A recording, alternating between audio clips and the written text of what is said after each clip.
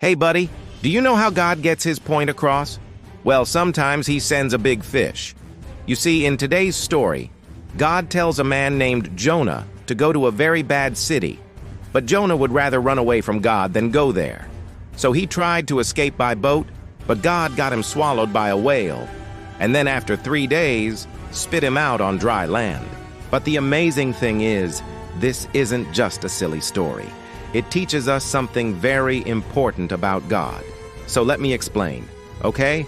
So once upon a time, God told the prophet Jonah to go to the big city of Nineveh and warn its people to turn from their wicked ways. But Jonah didn't want to go there because these people were really bad.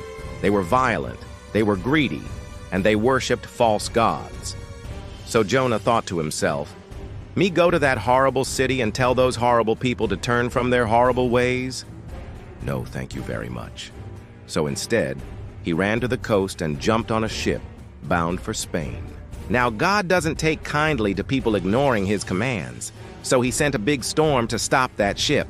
And when the sailors saw how angry God was, they threw Jonah overboard.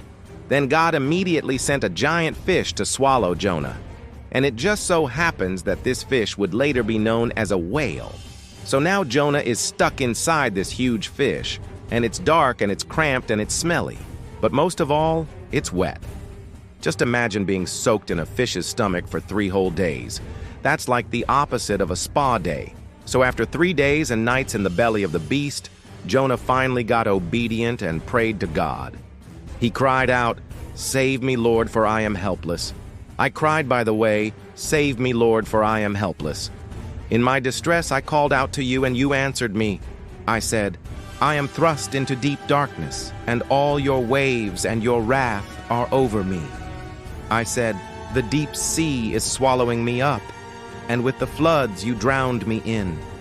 And God said to the fish, you shall vomit out Jonah on dry land. And that's exactly what happened. Jonah got spit out on the beach, and he was so thankful to God for saving him that he did what God had told him to do, which is kind of hard to believe, because Jonah spent 3 days in the belly of a fish and came out okay.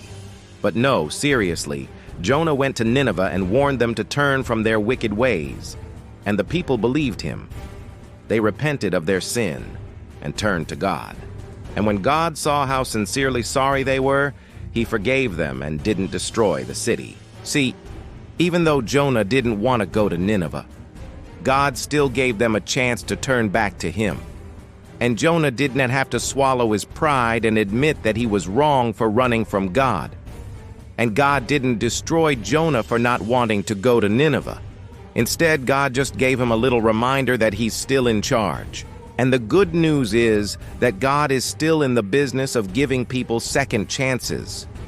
You see, Jonah thought that God was going to destroy the people of Nineveh, but God didn't. And just like Jonah thought he could escape God, we can't escape God.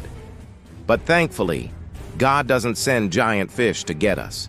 Instead, he gives us his word.